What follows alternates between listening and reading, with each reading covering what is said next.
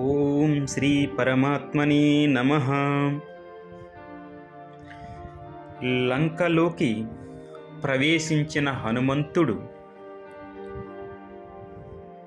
ముత్యములతోనూ పువ్వులతోనూ విరాజిల్లుచున్న రాజమార్గమును అనుసరించుచు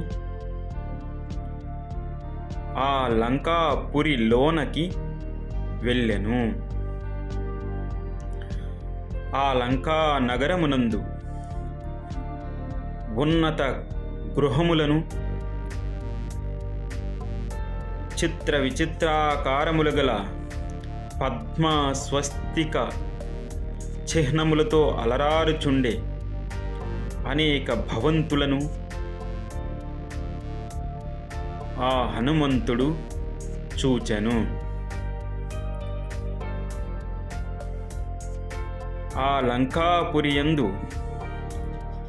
ప్రతి గృహమును పరికించుచు ముందుకు సాగుచుండెను.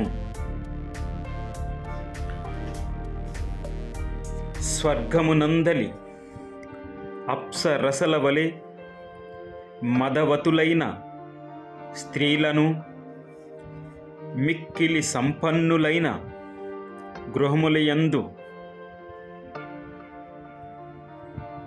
సంచరించుచున్న స్త్రీలను అతను చూస్తూ సీతాదేవి జాడకై అన్వేషించెను. మానుష స్త్రీలకును రాక్షస స్త్రీలకును మధ్య గల వ్యత్యాసములను గుర్తించుటకై ఆ లంకలోని స్త్రీల ముఖములను, నేత్రములను, ఆభరణములను సీతాన్వేషణ తత్పరుడైన హనుమంతుడు పరికించి చూస్తూ అన్ని గృహములను వెదకసాగెను. అచ్చటచ్చట రాక్షస గృహములయందు యోధులు వేదమంత్రములు జపించు చాలామంది సింహగర్జనలు చేసుకుంటూ, మరికొంతమంది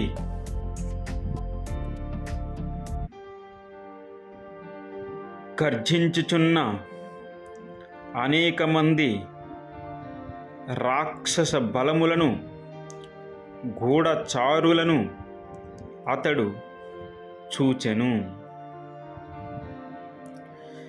యజ్ఞ దీక్ష నిమగ్నులగు రాక్షసులను, శిరోముండనము గావించుకొని వారును, వృషభ చర్మములను ధరించిన వారును,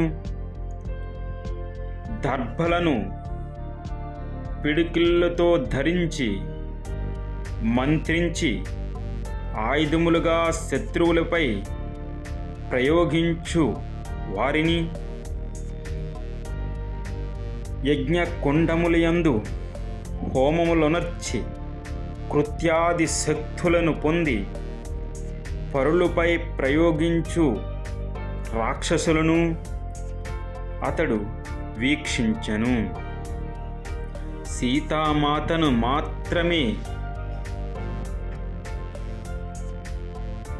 గుర్తించుటకై కాకుండా ఆ రావణ లంక, అతని బలములు, అక్కడ రాక్షసులు చేస్తున్న కార్యములు, ఆ లంకలోని రక్షణ బలములు అన్నీను ఆ హనుమంతుడు గుర్తిస్తూ ముందుకు వెళ్ళెను. ఇనుప గదీయులను పట్టుకున్నవారును, వంటి కన్ను రాక్షసులను,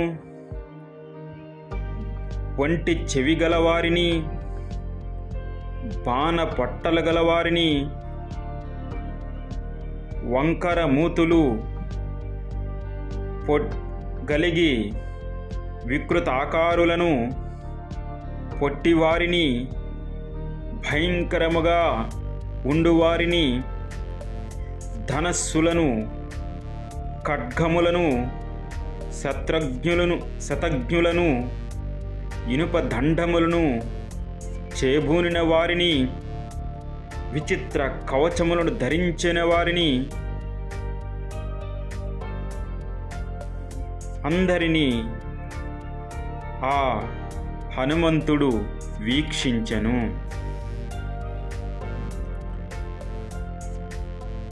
ఆ అంతఃపురమున రావణుని అంతఃపురమున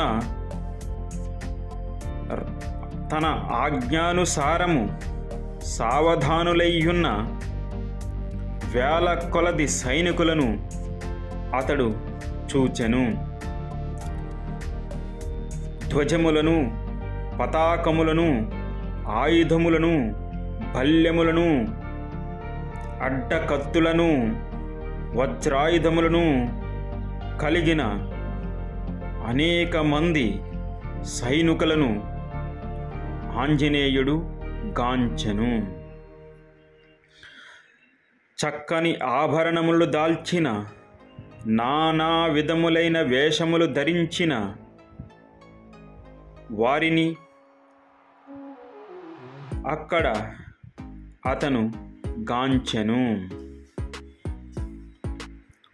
అంతటా విశాలమైన బంగారు సింహద్వారము గల రావణుని భవనమును అతడు వీక్షించెను. తెల్లని కమలములతో కలకలలాడుచున్న అగర్తలతో శోభిల్లుచున్న ఆ దుర్గమమైన ప్రాకారము కపీశ్వరుడు దర్శించెను. స్వర్గ వైభవ తుల్యమై దివ్యములైన నాదములతో, గుర్రపు సకిలింపులతో, ఆభరణముల ధ్వనులతో, రథములతో, పల్లకీలతో, విమానములతో విలసిల్లుచున్న ఆ రావణుని ప్రాసాదమును ఆ కపీశ్వరుడు చూచెను.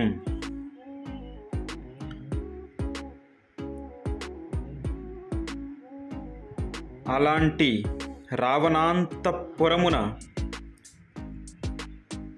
ఆంజనేయుడు ప్రవేశించెను. అందలి లోపలి భాగము అమూల్యములైన ముత్యములతో, మణులతో అలంకృతమై ఉండెను. చందన పరిమళములను వెదజిల్లుచుండే అంతఃపురమున ఆ కపివరుడు అడుగిడెను. ధీశాలి అయిన హనుమంతుడు ఆకాశ మధ్య భాగమున చల్లని కిరణములతో హాయిని గూర్చుచున్న చంద్రుని గాంచి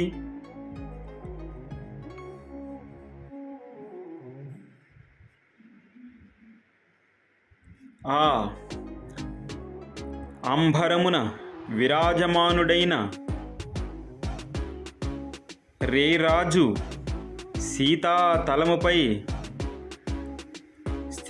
స్థిరముగా ఉన్న మృగరాజు వలె స్పష్టముగా తేజరిల్లుచుండెను. పండు వెన్నెలను పంచి ఇచ్చుచున్న చంద్రోదయము వలన అంధకారమంతయు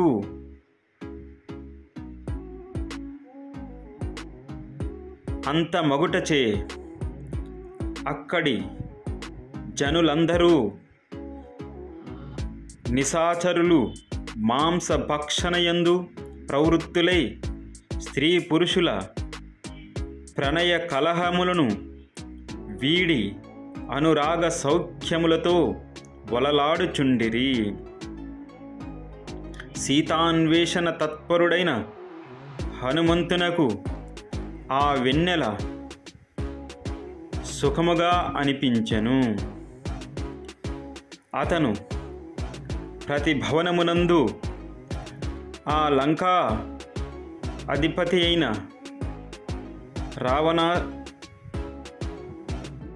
రావణుడు అంతఃపురమునందు హనుమంతుడు ప్రతి భాగమును సీతాన్వేషణ కొరకై తిరుగుచుండెను. ధీరుడు ప్రజ్ఞాశాలి అయిన హనుమంతుడు చూచిన గృహములలో మదిరాపానమత్తులై స్పృహను కోల్పోయి ఉన్న అనేక మంది రాక్షసులను గాంచెను. కొన్ని గృహములు లక్ష్మీ సంపన్నులై అయి కలకలలాడుచుండెను. ఆ గృహములలో రాక్షసులు పరిహసించుకొనుచు అధికముగా ప్రేలాపనను చేస్తూ మదిరా మత్తులై ఉన్న వారిని ఆ హనుమంతుడు వీక్షించెను. ఆ భవనములోని కొందరు కాంతలు నిద్రలో ఉండిరి. మరికొందరు సుందరవదనులైన వనితలు దరహాసములు చేయుచుండిరి. కొందరు బుద్ధిశాలురు చక్కగా విద్యలలో ఆరితేరిన వారు కనిపించిరి. వివిధములగు స్వభావములు గల చక్కని పేర్లు గల అనేక మంది రాక్షసులను మారుతి గాంచెను. బుద్ధిశాలురు మిక్కిలి అందమైన వారు, సద్గుణ సంపన్నులు, తమ స్వభావములకు అనుగుణముగా ప్రవర్తించువారు కపివరుడు చూసి ఆనందించెను. ఇంకొందరు వికృత ఆకారములు గలవారిని, తదనుగుణముగా ప్రవర్తించువారిని హనుమంతుడు జూచెను. మంచి ప్రవర్తన గల శీలవతులను, అన్నపానాదులయందు ఆసక్తి గలవారును, తమ ప్రియులపై మోహము కలవారును, మరికొంతమంది శీలవతులను, నక్షత్రముల వలె శోభిల్లుచున్న రాక్షస స్త్రీలను అతడు గాంచెను.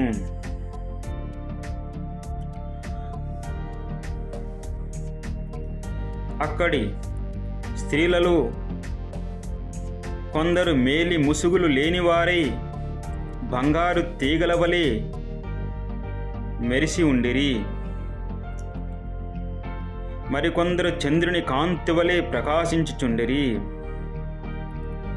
కొందరు స్త్రీలు అర్ధరాత్రమున తమ కాంతుల కౌగిలిలో చిక్కి ఆనంద పరవశులవుచుండిరి.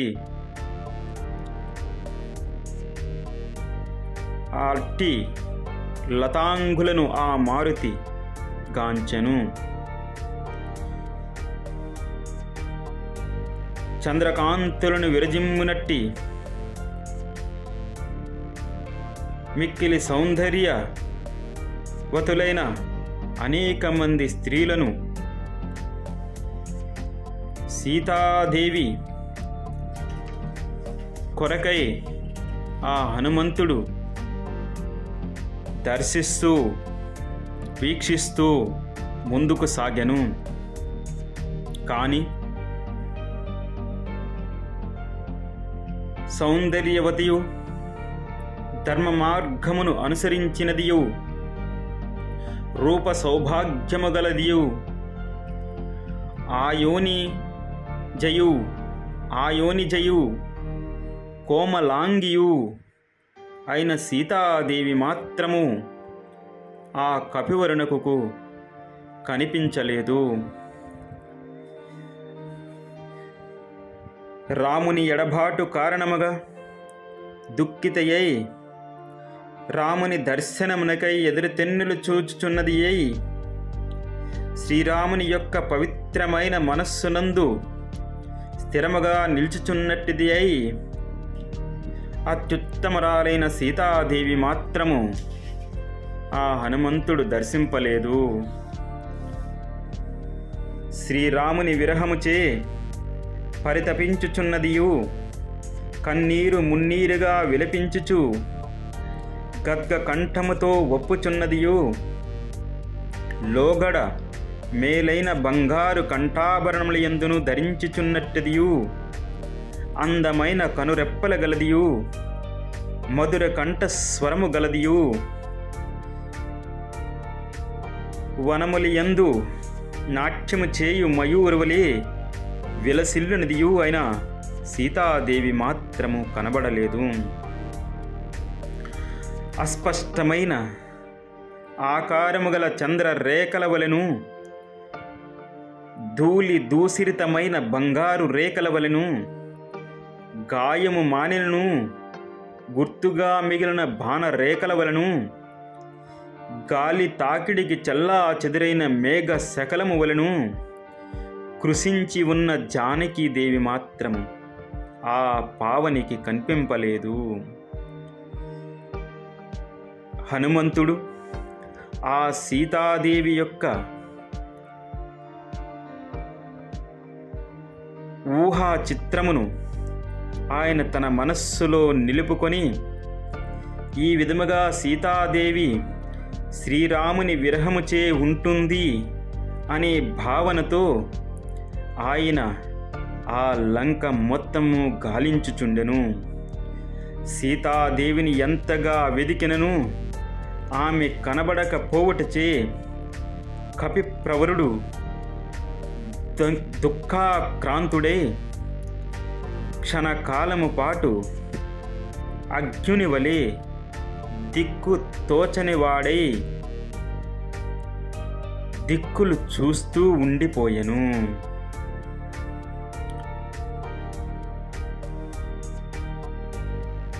ఇత్యార్షే శ్రీమద్ రామాయణే వాల్మీకియే ఆదికావ్యే సుందరకాండే పంచమ సర్గః. 5వ సర్గము పూర్తి అయింది సుందరకాండమునందు.